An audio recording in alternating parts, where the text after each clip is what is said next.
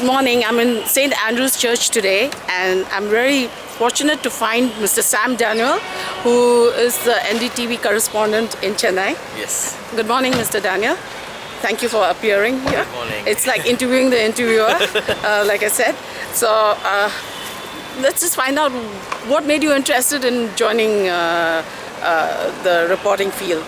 Well, to make a long story short, I was actually into teaching for 5 years. Okay. So when I finished my graduation, I was actually preparing to be a teacher. My mom was a teacher. Yeah. But after, I had interest in those days in working for a media. Yeah. But those days, we didn't have this many professionally run channels in India. Okay. We had politically run channels run by either political parties or by their supporters. I didn't want to join them. Yeah. Then after 5 years into teaching, I had an opportunity to teach English for both the general students as well as for journalism students. Where was this? This was in Kodaikanal, Christian College in Kodaikanal. Okay. So there, when I was teaching there was a call from NDTV about an opportunity for young freshers to work in a Tamil bulletin they had started for Vijay TV in those days. Yeah.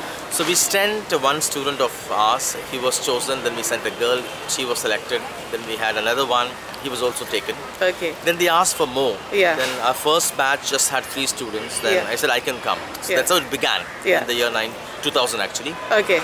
Then for the first 7 years I was in Madurai working, covering the southern states there. Yeah. And then by 2005 end I moved to Chennai when the Chennai floods were there at that time. Okay. So that brought me to Chennai and now I'm here in Chennai. So otherwise, you belong to Kodaikanal? No, I was born and brought up in Salem. Salem, okay. So I studied in Salem, then I came to MCC for my post-graduation. Yeah. Then I went to Kodaikanal for my teaching there. Okay. So did you have to go to Delhi for some training, Yeah, because we all come from the old school. Yeah. We didn't study journalism as a subject. Of course, when I was teaching, I enrolled for a master's program by distance mode. Yeah.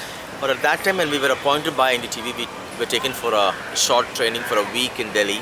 We sat with all the reporters, we accompanied them, went with them for shoots, edited them. So we had a kind of a hands-on training there. Yeah. And then we were straight into the job after that 1 week of training. So are you the main guy for Chennai? Anything happening in here? a sense, yeah. I'm. You can call me the face of the channel. That's how it is. Yeah. But any big things, we get other colleagues coming from other states to what we call as reinforcement. Like when we had the Chennai floods, when we had the tsunami, we had a large number of other reporters coming from other states. Yeah. So yeah, we have two of us here in Chennai. Okay. Any big things, then we get some. Who's the other one? We have a younger colleague called Smita who has just joined. She works mainly on the property stories for our Profit channel. We call it as NDTV Profit. Yeah.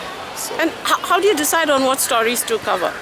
It works both ways. We suggest stories from here to our editors. They also sometimes, social media takes every news to all parts of the country, all parts of the world. Yeah. So they find something interesting, they also ask us to do that. Okay. So both ways. So right now, do you think that the currency demonetization issue is something that you're covering? We are covering. In fact, we've been spending time looking at various ways in which it impacts people. Yeah. Do people like it? Do people see any inconvenience? What kind of problems they face? Do they believe in the government's version of whether it will eliminate black money, track down on black money, that kind of a thing? Yeah. So initially we covered from the ATMs, from the banks, the kind of queues you see, the kind of difficulties that people face. Then we also travel to rural areas where people have a different kind of a problem because those banks do you go are right limited. up to the interior? Because we hear a lot of opinions from urban areas, but not from the villages. In fact, and all. Last week we traveled to Kanchipuram, around 100 kilometers away from here. We traveled to a rural area where we found issues like smaller banks don't get adequate cash every day. Yeah. So although technically they are allowed to, they should be giving 2,000 rupees to every person who comes there, or 4,000 rupees according to the announcement made by the government at various times.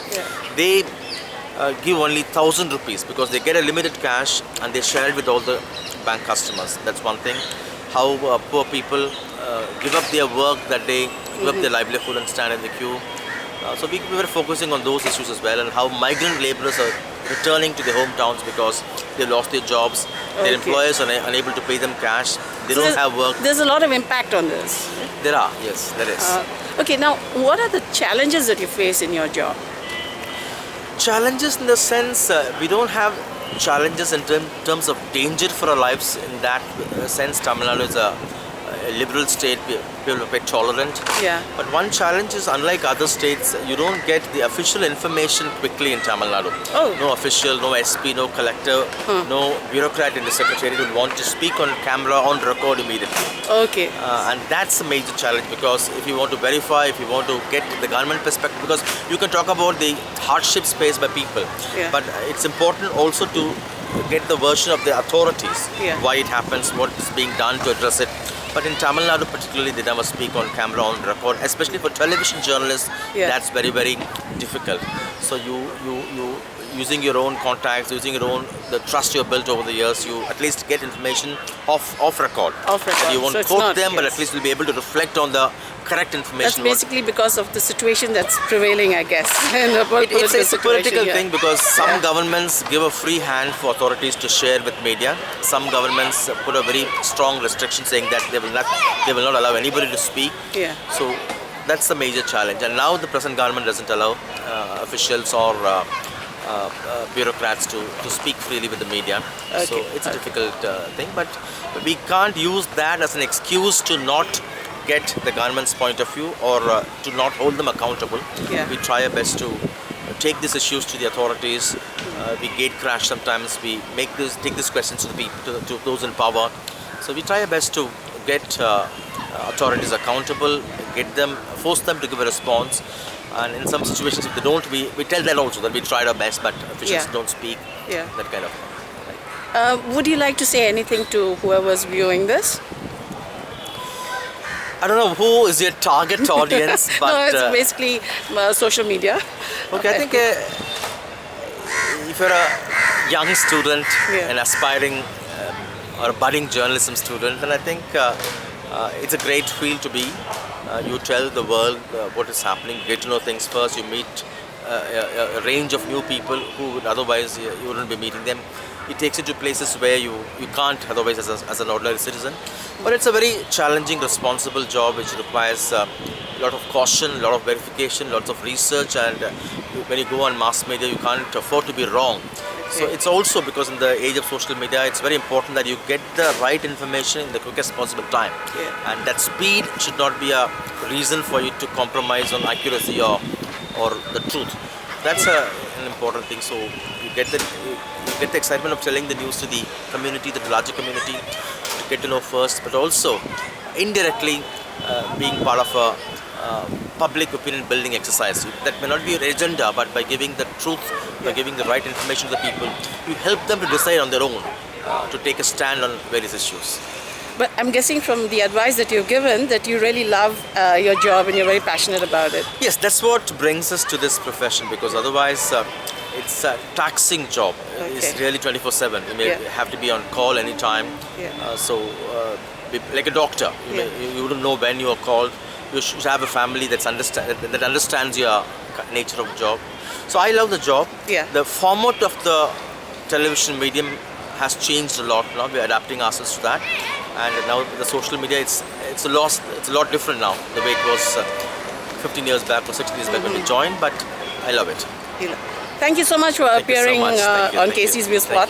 Thank you. Bye-bye.